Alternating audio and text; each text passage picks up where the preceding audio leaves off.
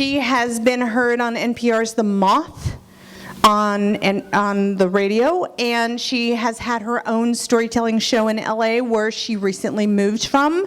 It's her first time being on stage at Bawdy. She's been in the audience. So our final storyteller tonight, please welcome Bexie Stark.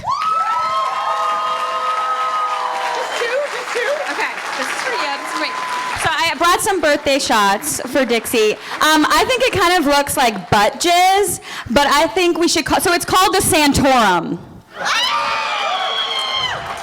Right there, Tina really named it. I was like, what am I gonna name this shot? She was like, it's the Santorum. Okay, so bottoms up, bitch. Yeah. Right back, you gotta back it up. I don't know what to, we're doing it, ready, okay, and go. Ready?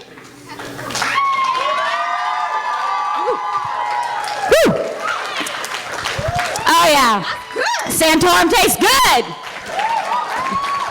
Okay, and y'all, we have to. I mean, Dixie's fucking amazing, right? Woo, that burns. That burns. Got a little. Yeah, so I just moved in October, and one of the first things I did when I moved here was come to Dixie's show. I came by myself. I sat in the crowd. I just felt like I was like in your bosom, like in your, it was amazing. It's such a warm, special place. It is fucking warm in here, P.S. I like it though. I like it. And so this has been kind of the place that I felt most at home, I think, in San Francisco in a lot of ways. So it's very special for me to get to tell a story tonight, so thank you for having me for the caboose of the Caboose Show. Okay, so I lost my butt virginity to a crusader of justice.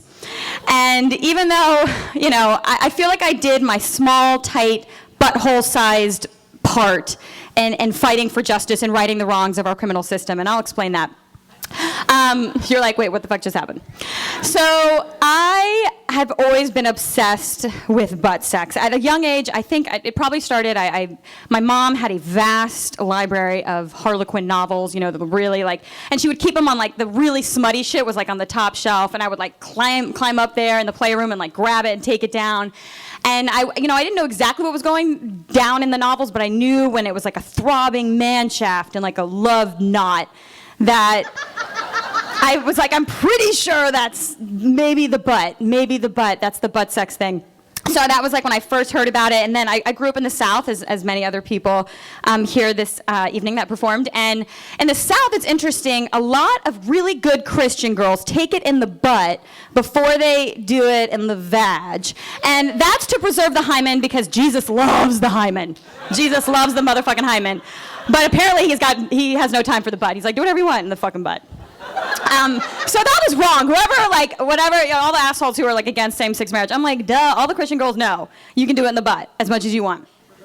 So they did, and I mean, I grew up, I'm Jewish, and so we're totally cool with normal sex, because we're just trying to make Jewish babies. We got issues, people. So I was just okay. So all these girls at school would just be like, he used peanut butter and put it in my butt, and I'm like, what the fuck? So I'm learning these things, but at the same time, as much as I'm obsessed with it, I'm terrified of it. It's kind of this cipher, this thing that's I think about it all the time, and even to the point that in college I started to develop this phrase. I would just say stick it in your butt as as my shalom, as a hello and goodbye. So I would see people and be like, stick it in your butt, stick it in your butt, stick it in your butt. And people were like, oh, that's Becca. She loves to say stick it in your butt. I would text people organize this well-known phrase, butt, it, stick, your, all the time. So. But I was living a fucking lie, because I had never stuck anything in my butt, maybe some digits, but really not legit. And but I was so just enamored with it, and and it was a problem, because I had never stuck it in my butt, and I would talk about it all the time. And also in college, I gained, luckily, my world opened up, and North Carolina can be a smaller place, and I actually met some gay men who were actively out there having the butt sex, and so I would go to them to ask for. I was like, okay, so is it what do I eat? Do you shower? Do you say a prayer? It's a rain dance? What happens? what do I, and they would like give me their advice and talk to me about like how they do it. And everyone had, it seems like different systems. I don't know. I don't feel like there's like one thing. Maybe I'm wrong, but I just was like, God, I don't know. Like I had serious relationships with guys who would like very sweetly and nicely ask for it, but I was always like, no, my vagina's magical. This is enough. I'll just keep the butt sex in this, like on this pedestal, the butt sex pedestal. So, yes. I arrived in San Francisco with the butt virginity intact, and this is as of October. Still, yeah, right? I mean, what the fuck, right? I don't know. So, even though it's still always talking about the butt sex. And I'm going out on a Friday night. This is maybe like a month ago. I go out on Friday, like just a normal fucking Friday night in San Francisco, which is not a normal fucking Friday night ever. And I meet up with a friend of mine, and he's like, yeah, I'm inviting some friends. One of these guys is like the most eligible bachelor in San Francisco. And I'm like, all right, well, what's the deal with this guy? Well, he went to Harvard Law School, and he's like this big fucking deal, and he's really tall and handsome and like all of that stuff. So I immediately I'm like, okay, he's gonna be a huge douchewad. But I'm sorry if he went to Harvard, but like I'm just, he's gonna be a douche. And he's probably gonna be wearing khaki, and he's probably gonna be like, oh, I only use Uber or whatever. So like that's all that is, you know? I mean, you know what I'm saying? Like, where they're just like, that's how I get around town. And I'm like, yeah, because that's really fucking feasible for all of us. Yeah. So he does show up, and he is pretty much all those things. But he is also extreme. He is very attractive. He's attractive. He has kind of like a boyish charm and floppy blonde hair and tall and built well. And I'm like, I notice these things, but I'm also like, whatever, you're a douche. And I don't really talk to him much that evening, but I do hear snippets of his conversation, and he keeps saying like my big case, that I like, you know, that he had today as whatever, like lawyers do. And I'm like, okay, he probably was like defending Monsanto or some awful shit, like Enron or whatever, like that's what he's been doing today. We go to a couple more bars. Finally, we end up at his lovely home in Noe Valley because that's where the nightcap is. I'm still with my two friends who had brought me along, and I'm kind of ignoring him still. And we get into his house, and on the kitchen island is a San Francisco Chronicle, right? That's the newspaper? Yeah, word? Okay. Print is not dying. Yes, it's the San Francisco Chronicle. And on the front page, he points to it, and he says, this is the case I was talking about. And there's a picture of an adorable elderly black woman who's like crying. She's weeping and she's kind of like wiping her eyes, and then there's a white hand on her shoulder. And he's like, that's my hand. And the hand of fucking justice. And the headline is, Oakland man exonerated from life sentence. This motherfucker got a dude off of his life sentence on his Friday. Like, I ate pretzels at work. That's what he did. So I'm like, all of a sudden, I'm like flip mode. I'm like, this motherfucker's a John Grisham novel. That's what's going on in here. So now I'm like 180. I'm like beamer, like so like lasered into him. And I'm like, holy crap, this guy, I mean, like now I have to do this for like justice, right? Like, that's how this is. So my friends are like, yeah, we gotta go. We're tired. We're done. And I'm like, oh yeah, we haven't even smoked weed yet, and nothing's over in San Francisco until you smoke weed, so I gotta stay. So they leave, and he produces a bowl, which was all a farce for me, like, you know, wanting to be naked with him. Because, I mean, he did this thing, you know, like he saved this dude's life, basically, and the woman, if you guys could see this fucking woman's face, you would have all fucked it, every one of you. It's crazy, the picture is crazy. I can't even look at it to this day because I lose my mind. So he, as soon as they leave, he puts down the bowl that we were gonna smoke, and he's like, come here. And like sit on my lap, like come over here. And he's I can see how like juries are just, you know, like putty in his hand.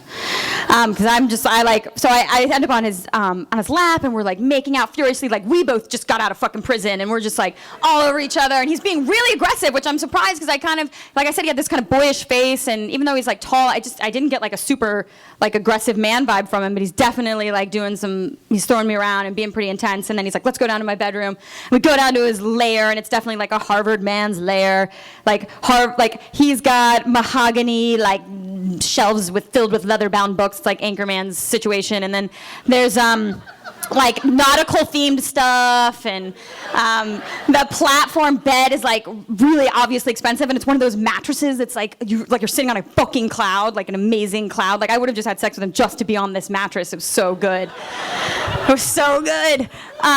So we get on the mattress and we're like completely naked, and he's just like going to town. Like he's biting a lot, and I'm like, I really like my nipples, but whoa, holy shit, you're really gonna bite them off. It's like that scene in Game of Thrones where they slice that dude's nipple off. Like that could have happened to me. Yeah, it was really intense. But I'm kind of like, I'm trying to be a pain slut. I'm trying. But like I'm really not actually that into people biting off pieces of me. So. He's doing that, and he goes down on me aggressively, which I am into that, and because I feel like a lot of the men I've hooked up with in San Francisco have been a little timid, and maybe I'm like a little, I don't know, this guy definitely wasn't, so I'm pleased with this, and I'm like, please continue your case, lawyer man. Do what you do. Of course, and like I have to say, he was in briefs, obviously. Hello.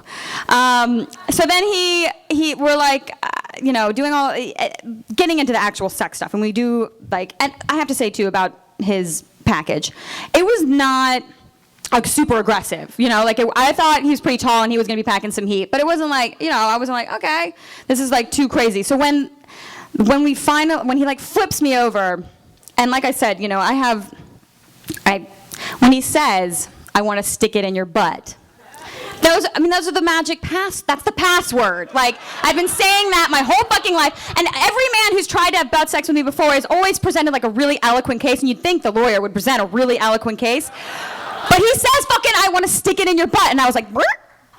Like, I felt like he fucking said the words, and then on top of that, I was like, I've never done it before, and he was like, here, this was his case. I've got a lot of lube, and you're gonna regret it if you don't do it.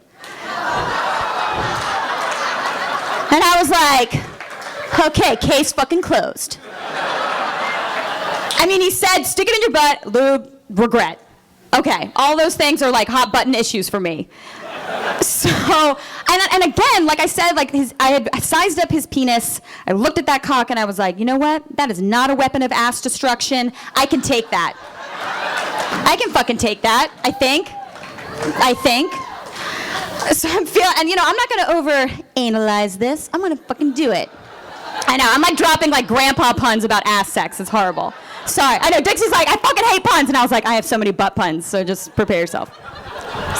Sorry, Dixie, happy birthday. So he says all the magic words, and then he's got all the fucking magic lube.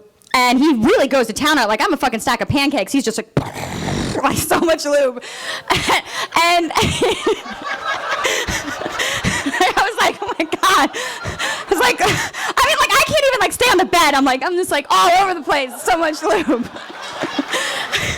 honestly, at that point, you could have probably driven a Mack truck into my ass and I wouldn't have noticed. And